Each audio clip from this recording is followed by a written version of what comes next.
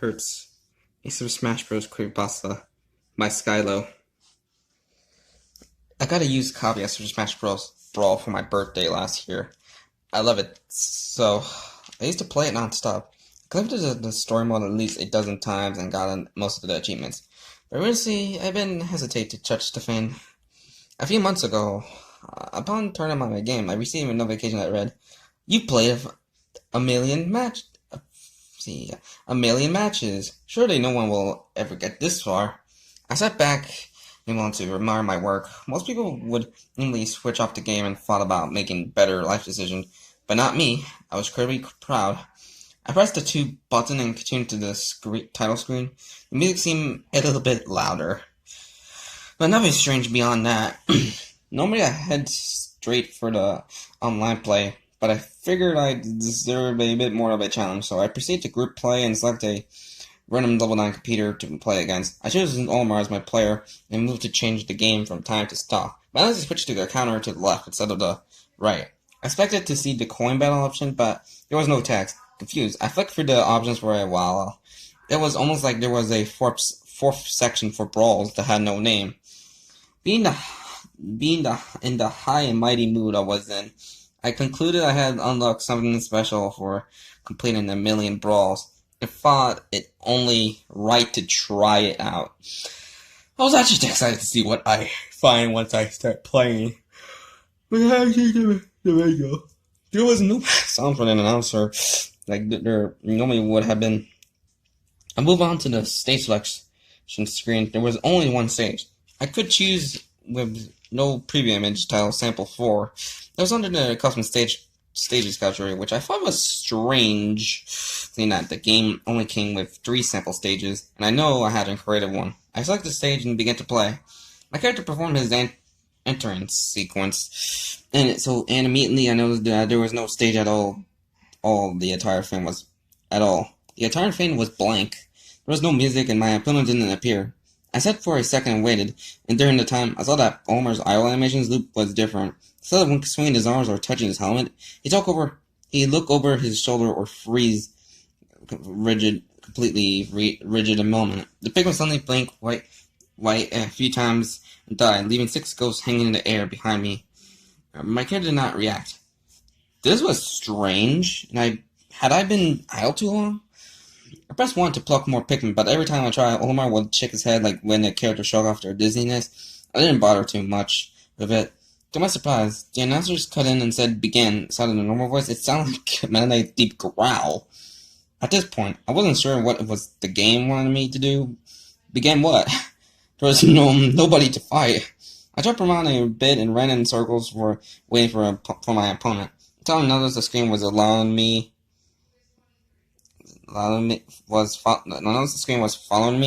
much like in the Subsensory story mode. Guys, I ran right, queuing for what seemed like forever, hoping to find some answers to my questions, until my character tripped. The game froze. I groaned and got up to unplug the system, knowing the power button would do me no good, and a box appeared on the screen. Would you like to know the truth? Yes or no? I scrambled back to the couch and pressed yes. There was no end to my curiosity. The screen went black for a moment, then faded into a cutscene. The first thing I saw was Taboo, shaking and pulsing, before letting out a wave of energy that threw all of the brawlers up into the air and turned them into statues. I've seen this cutscene numerous times, and I waited for it to end, but it didn't.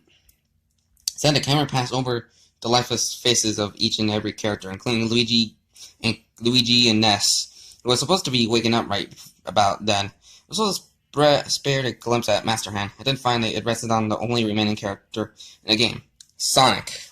The cutscene ended. I was now playing as Sonic.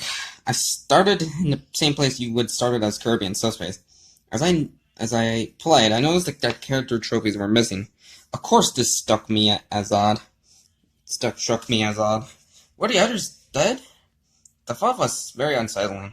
I approached the door to Taboo's lair and found out that all the trophies had miraculously disappeared, as if it were the game's intention that I entered without completing the rest of my quest. Confusion gave way to fear as I turned and sped across the open blackness and towards the entrance on the far side. I had an eerie feeling about where this was going. As I appeared on stage, it was apparent I would have no opponent once again.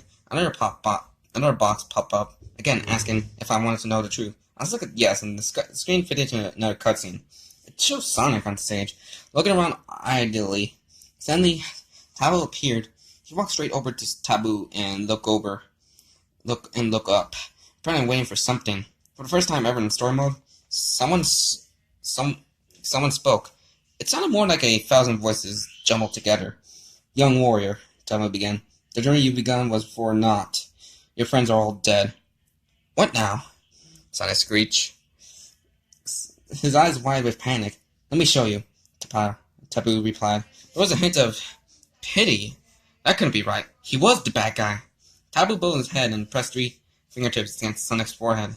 The pupils went white and the screen flashed. Next I saw Kirby, waking up in the same manner he should have earlier. He spit out the golden piece and stared at it for a second. Then there was screaming. He jumped up and raced towards the sound. What I saw next almost made me puke. There was blood everywhere.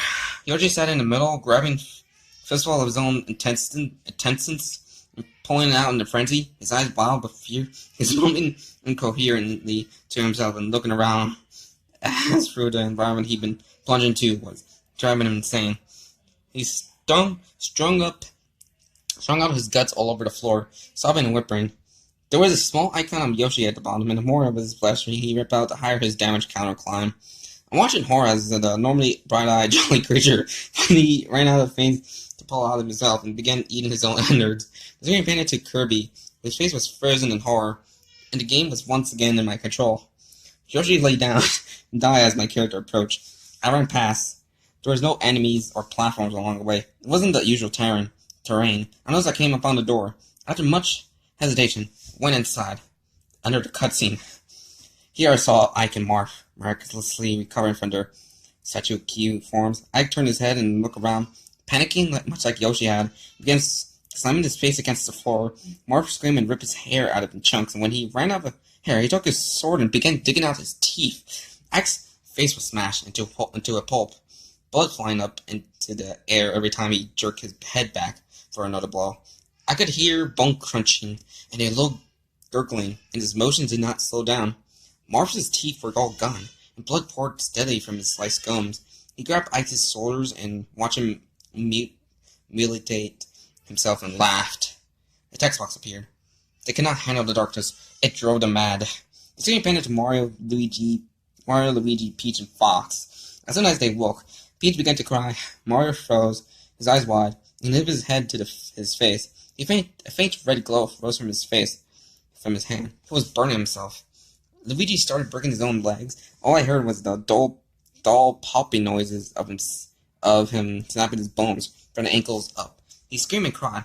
Fox was the last one to realize what was happening. He ripped off his ears and sunk his teeth into his arms, biting harder and harder until he hit an artery. Then he sat back and watched in wonder as blood gushed from his wound and tricked down his head from where he torn off his ears. Peach slowly put out her pink umbrella and pushed the handle into her eye socket. Her lips curved in a O shape, but she made no sound. With a hard jerk of her arm, she forced the handle all the way in and then pulled it back out. Chunks of pink and red oozed out of the flesh wound, and I realized that she had ripped out her brains. A terrifying laugh sounded in the background like Ganondorf's, but higher in pitch. The lonely black substance around them pulsed red in a moment. Under their text box. Warriors will die, always with pride, thinking themselves martyrs. I made them kill themselves. I made them save themselves. In a minute following this chilling message, I saw social clips of various others dying horribly.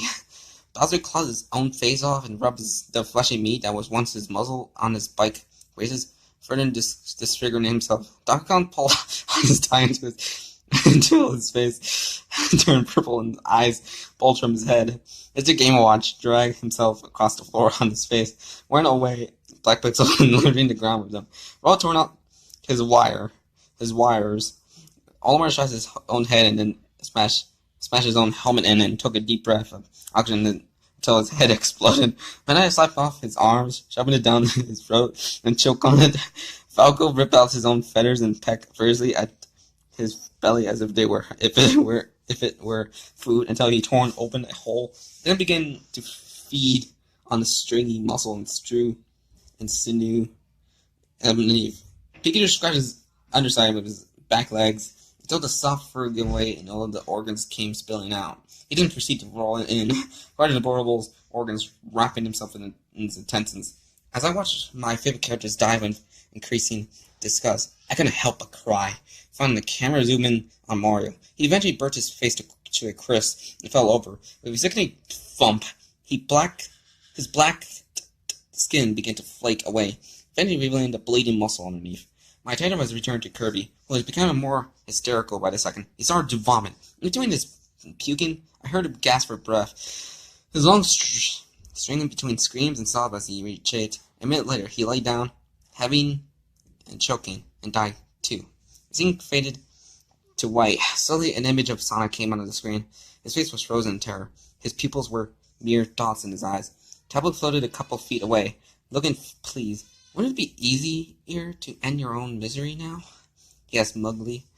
A single tear slid down Sonic's cheek, and his mouth slowly opened, revealing his teeth. I flinched back and dropped my controller. In horrifying detail, I saw that Sonic's teeth were worn down to mere nubs. Blood bubbled up from the open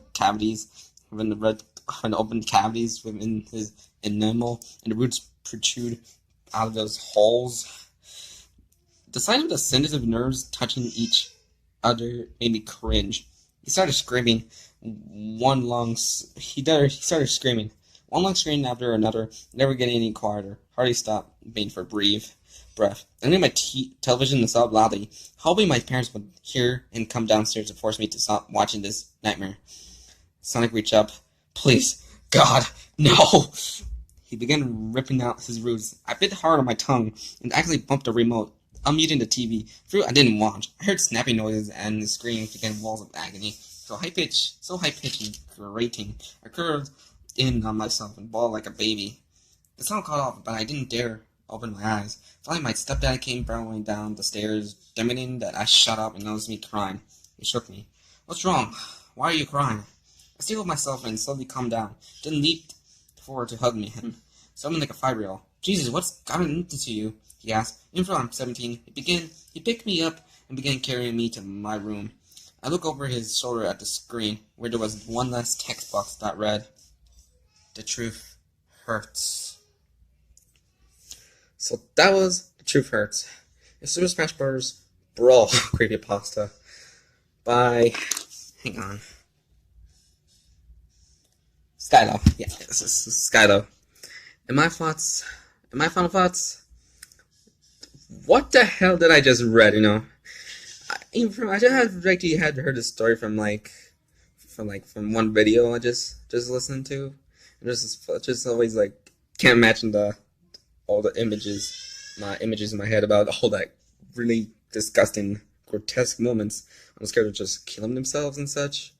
It just felt like the most grossest, but kind of creepiest Smash Bros. Creepypasta I have read. Then like the undefeatable Creepypasta, Smash Ultimate Creepypasta, like back in early this year.